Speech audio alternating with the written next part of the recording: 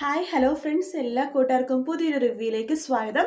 അങ്ങനെ നമ്മുടെ ശ്രുതി മാളൂട്ടിനെ അന്വേഷിച്ച് നടക്കുക കേട്ടോ. മോളെ മാളൂട്ടി മാളൂട്ടി എന്ന് പറഞ്ഞ് വിളിച്ചന്വേഷിക്കുമ്പോൾ അവസാനം അശ്വിൻ്റെ റൂമിൽ നിന്ന് മാളൂട്ടിനെ കാണുവാണ്. ആഹാ, നീ ഇവിടെ വിളിച്ച് നിൽക്കുമായിരുന്നോ? ആൻറ്റി, എനിക്ക് പാല് വേണ്ട, എനിക്ക് ഇഷ്ടമല്ല പാല്. ശരി, പാല് വേണ്ടെങ്കിൽ വേണ്ട. മോളിങ്ങോട്ട് വന്നേ, മോൾ ഈ റൂമിൽ കയറരുത് കേട്ടോ. അതെന്താ ആൻറ്റി? ഇതേ പ്രേതത്തിൻ്റെ റൂമാ. പ്രേതവോ? അതെ, പ്രേതം. You mean devil? അതെ, പ്രേതത്തിന്റെ റൂമായത്. അപ്പൊ ഫോട്ടോ കണ്ടത് പ്രേതമാണോ എന്ന് ചോദിക്കുമ്പോഴേക്കും അശ്വിന്റെ ഫോട്ടോ കാണിച്ചിട്ടാണ് ചോദിക്കുന്നത്. ആ സമയത്ത് ശ്രുതി പറയുന്നുണ്ട്, അതെ, അതൊരു പ്രേതമാ. പ്രേതത്തിന്റെ പേരെന്താ? പ്രേതത്തിന്റെ പേരാണ് കടലമിഠായി. കടലമിഠായോ? അതെ അതെ, മോളിവിടെ അധികം നേരം നിൽക്കണ്ട, വാ എന്ന് പറഞ്ഞിട്ട് നമ്മുടെ മാളൂറ്റിനെ കൂട്ടിക്കൊണ്ട് ശ്രുതി അവിടെ നിന്ന് പോകുവാട്ടോ. അതേസമയം അമ്പലത്തിൽ വെച്ചിട്ട് നമ്മുടെ ശ്യാമിനോട് അഞ്ജലി പറയുന്നുണ്ട്, ഓ എന്നാലും ഇതെന്തൊരു അത്ഭുതമാണ്, ശ്യാമേട്ടൻ ഇവിടെ ഉണ്ടാവുമെന്ന് ഒരിക്കലും ഞാൻ വിചാരിച്ചില്ല. വക്കീലിന് എന്ത് പറ്റി അമ്പലത്തിൽ വരാനായിട്ട് എന്ന് ചോദിക്കുമ്പോഴേക്കും നമ്മുടെ ശ്യാം പറയുന്നുണ്ട്, മോളു നേരത്തെ കണ്ടില്ലായിരുന്നു ഒരാളുടെ ഞാൻ സംസാരിക്കുന്ന പ്രായമുള്ളൊരു പുള്ളിക്കാരനായിട്ട്. അയാൾക്കൊരു കേസ്, അയാളുടെ അനിയനായിട്ടൊരു കേസാണ്. അപ്പം അതിൻ്റെ കുറച്ച് കാര്യങ്ങൾ സംസാരിക്കാൻ വേണ്ടി ഞാൻ ഇവിടെ വന്നതാണ്. അയാളുടെ വീട് ഇവിടെ തൊട്ടടുത്ത്. അപ്പം കുറച്ച് ഫയൽസും കാര്യങ്ങളൊക്കെ എടുക്കാനുണ്ടായിരുന്നു. അപ്പോൾ അമ്പലത്തിൽ വന്ന് പ്രാർത്ഥിച്ചിട്ട് പോകാമെന്ന് ഞാനും വിചാരിച്ചെന്ന് പറയാണ്. ആ, എന്തായാലും നല്ല കാര്യമാണ് ശ്യാമേട്ട ചെയ്തത്. അമ്പലത്തിൽ വന്ന് പ്രാർത്ഥിച്ചല്ലോ എന്നിങ്ങനെ പറയുവാണ്. പിന്നെ ഇവിടെ വന്നപ്പോഴല്ലേ മോളൂ ഞാൻ അറിയണത്, അമ്പലത്തിലുള്ള ദേവിയല്ല, എനിക്ക് പുറത്തുള്ള ദേവിയാണ് കാണേണ്ടത്. പുറത്തുള്ള ദേവിയോ? അതെ, എൻ്റെ അഞ്ജലി മോള് തന്നെ, എൻ്റെ രാജകുമാരി. ദേ ശ്യാമേട്ട, ദേ അമ്പലത്തിൽ വെച്ചിട്ട് ഇമാതിരി തമാശ ഒന്നും പറയില്ല കേട്ടോ എന്ന് പറഞ്ഞിട്ട് അവർ ചിരിക്കുക കേട്ടോ. അങ്ങനെ ശ്യാം നമ്മുടെ അഞ്ജലിയുടെ മേത്തും അഞ്ജലി ശ്യാമിൻ്റെ മേത്തും ഇങ്ങനെ കൈ വെച്ചിട്ട് അവർ പൊട്ടിച്ചിരിക്കുകയാണ്. അതേസമയമാണ് ശ്രുതിയുടെ അമ്മ അച്ഛനും അങ്ങോട്ടേക്ക് വരുന്നത്. അപ്പോൾ ശ്രുതിയുടെ അമ്മ അത് കാണുന്നില്ല. ശ്രുതിയുടെ അമ്മ പറയുന്നുണ്ട്, ഒരു 50 രൂപ തരാമോ, എനിക്കൊരു അർച്ചന ചെയ്യിപ്പിക്കാനാണെന്ന് പറഞ്ഞിട്ട് ശ്രുതിയുടെ അമ്മ ഒരു 50 രൂപ മേടിച്ചിട്ട് അപ്പുറത്തേക്ക് പോകുമ്പോഴാണ് ശ്രുതിയുടെ അച്ഛൻ ആ കാഴ്ച കാണുന്നത്. ശ്യാമും അഞ്ജലിയും കൂടി ഒരു തോളത്ത് ഇങ്ങനെ കൈയിട്ട് ഇങ്ങനെ പൊട്ടിച്ചിരിക്കുന്ന കാഴ്ച കേട്ടോ. അപ്പം തന്നെ ശ്രുതിയുടെ അച്ഛൻ അവിടെ കുറച്ചുകൂടി മാറി നിന്നിട്ട് ഇവരെ തന്നെ നോക്കിക്കൊണ്ടിരിക്കുകയാണ്.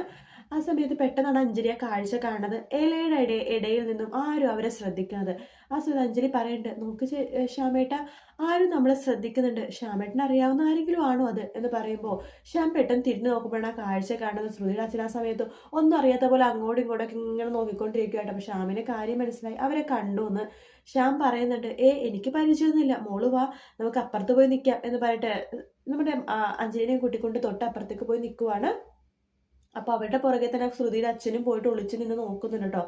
അതേസമയം നമ്മുടെ അശ്വിൻ്റെ വീട്ടിലാണെങ്കിൽ മാളൂട്ടി പറയുന്നുണ്ട്, ആൻറ്റി നമുക്കൊന്ന് കണ്ണുപൊത്തി കളിച്ചാലോ? ഇപ്പോഴോ? അതെ, ഇപ്പം തന്നെ. ആദ്യം ആൻറ്റിയുടെ കണ്ണ് ഞാൻ പൊത്തും, അതിനുശേഷം എന്നെ കണ്ടുപിടിക്കണം, പിന്നെ എൻ്റെ കണ്ണ് ആൻറ്റി പൊത്തിയിട്ട് ഞാൻ ആൻറ്റിനെ കണ്ടുപിടിക്കാം എന്ന് പറയുകയാണ്. ശരി, എങ്കിൽ ആൻറ്റിയുടെ ഷോൾ ഇതാ എന്ന് പറയുകയാണ്. അങ്ങനെ നമ്മുടെ ശ്രുതിയുടെ ഷോള് വാങ്ങിച്ചിട്ട് നമ്മുടെ മാളൂട്ടി കണ്ണ് കെട്ടുന്നുണ്ട് കേട്ടോ. എന്നിട്ട് നമ്മുടെ മാളൂട്ടിനെ കൈ അടിക്കുന്നുണ്ട്. ആ സമയത്ത് ശ്രുതി ഇങ്ങനെ മാളൂട്ടിയും മോളൂ എന്നൊക്കെ പറഞ്ഞിട്ട് ഇങ്ങനെ വിളിച്ചിങ്ങനെ പോകുവാണ്. പെട്ടെന്ന് രാമേട്ടൻ അതിലേക്ക് കൂടി പോകുമ്പോൾ രാമേട്ടനെ ഇങ്ങനെ പിടിക്കും കേട്ടോ. ആ, മോളൂനെ പിടിച്ചേ എന്ന് പറയാണ്. അയ്യോ മോളെ, ഇത് ഞാനാ രാമേട്ടൻ. അയ്യോ രാമേട്ടനായിരുന്നു, സോറി കേട്ടോ എന്ന് പറയാണ്. സാരില്ല മോളെ എന്ന് പറയുന്നുണ്ട്. അങ്ങനെ നമ്മുടെ ശ്രുതി ഇങ്ങനെ അയ്യേ മാളൂട്ടി, അയ്യേ ചേച്ചി, ആൻറ്റി ചമ്മിപ്പോയേ, ആൻറ്റി എന്നെ പിടിച്ചില്ലേ, ശരി ഇനി ഞാൻ മാളൂട്ടിനെ കണ്ണു പൊത്തട്ടെ. അയ്യോ അതിന് ആൻറ്റി എന്നെ പിടിച്ചില്ലല്ലോ, അപ്പോൾ ആൻറ്റി തോറ്റു, അപ്പോൾ ആൻറ്റിയുടെ കണ്ണിന് ഞാൻ ഇനിയും പൊത്തു. അയ്യോ വേണ്ട മോളു, ഇനി മോളു വേണ്ട വേണ്ട ആൻറ്റി തന്നെ എന്ന് പറഞ്ഞിട്ട് വീണ്ടും ശ്രുതിയുടെ കണ്ണു പൊത്തുക കേട്ടോ. അതിനുശേഷം വീണ്ടും മാളൂട്ടി ഇങ്ങനെ കൈ ഇങ്ങനെ കൊട്ടുമ്പോൾ ശ്രുതി ഇങ്ങനെ വീണ്ടും മാളൂട്ടി മോളു എന്ന് പറഞ്ഞിട്ട് ഇങ്ങനെ തപ്പി ഇങ്ങനെ പോവുകയാണ്. ആ സമയമാണ് അവിടെ അശ്വിൻ വരുന്നത്. അശ്വിൻ വരുമ്പോൾ തന്നെ നമ്മുടെ ശ്രുതി മാളൂട്ടി അഞ്ചിട്ട് മാളൂട്ടിനെ പിടിച്ച് ചെയ്യുന്ന പോയിട്ട് അശ്വിനെ കയറി പിടിക്കുകയാണ്. അതിന് ശേഷമാണ് പെട്ടെന്ന് ഇങ്ങനെ കൈയൊക്കെ തപ്പി നോക്കുമ്പോൾ അയ്യോ ഇത് മാളൂട്ടി അല്ലല്ലോ എന്ന് പറഞ്ഞിട്ട് കണ്ണിങ്ങനെ പിടിച്ചിട്ട് മാറ്റുമ്പോഴേക്കും ഓ ഇനി ഇതിൻ്റെ കൂടി കുറവ് ഇവിടെ ഉണ്ടായിരുന്നുള്ളൂ എന്ന് പറഞ്ഞിട്ട് ആ കുട്ടീനെയും ശ്രുതിനെയും മാറി മാറി നോക്കുക കേട്ടോ. അതിനുശേഷം ചോദിക്കുന്നുണ്ട്, ഏതായി കുട്ടി എന്ന് അശ്വിൻ ചോദിക്കുമ്പോഴേക്കും ഇത് ഇവിടെ നിന്നെ കൊണ്ട് തന്നെ ഇവിടെ പൊറുതിമുട്ടിയിരിക്കുകയാണ്, നീ ഇവിടെ ഒരു കുട്ടീനെ പോലെ ഇറങ്ങി ചാടി നടക്കുമല്ലേ എന്ന് പറഞ്ഞിട്ട് അശ്വിൻ അവിടുന്ന് ദേഷ്യത്തോടു കൂടി അകത്തേക്ക് കയറി പോവുക കേട്ടോ. അകത്തേക്ക് കയറി പോകണ അശ്വിൻ പെട്ടെന്ന് ഒച്ചെടുക്കുകയാണ്.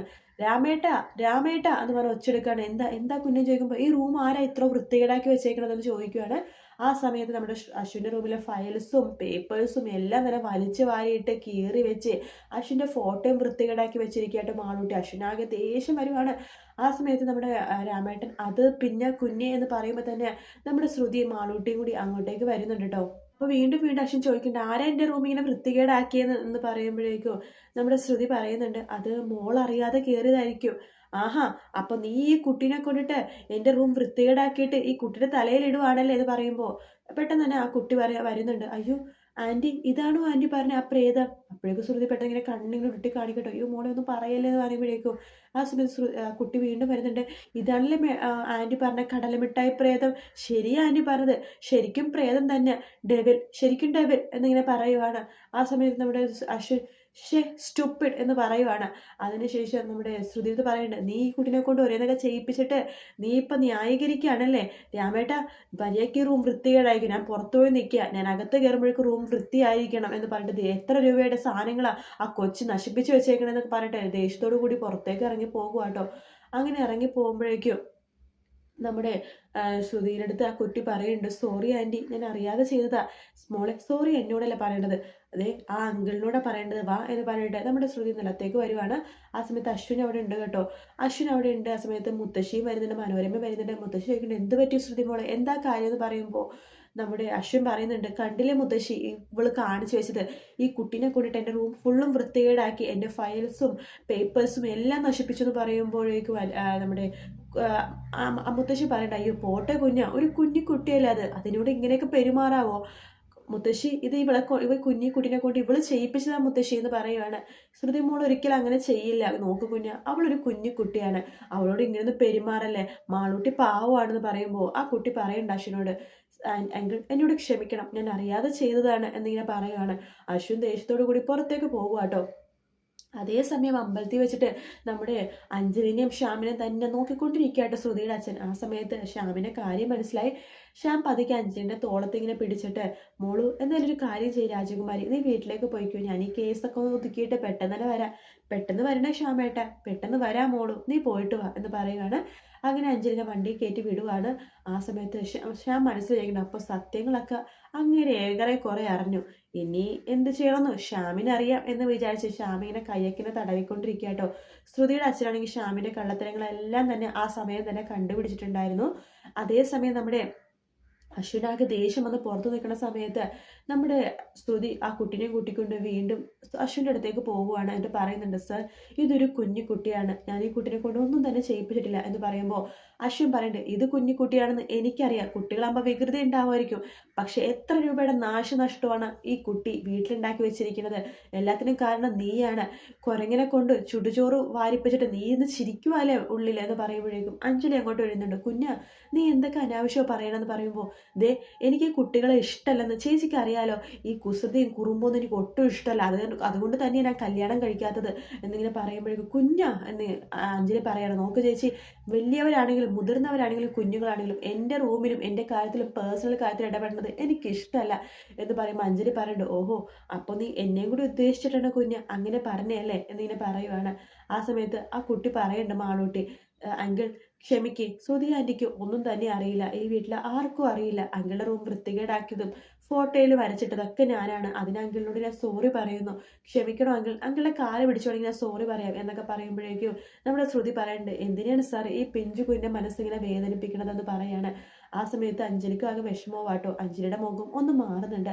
ആ ഒരു ഭാഗത്തോട് വിട്ടായിട്ട് എപ്പിസോഡ് തീരുന്നത്. വീഡിയോ ഇഷ്ടപ്പെട്ടെങ്കിൽ ലൈക്ക് ചെയ്യുക, സബ്സ്ക്രൈബ് ചെയ്യുക, കമൻറ്റ് ചെയ്യുക. മറ്റൊരു വീഡിയോ ആയിട്ട് വീണ്ടും കാണാം. Take care, bye bye.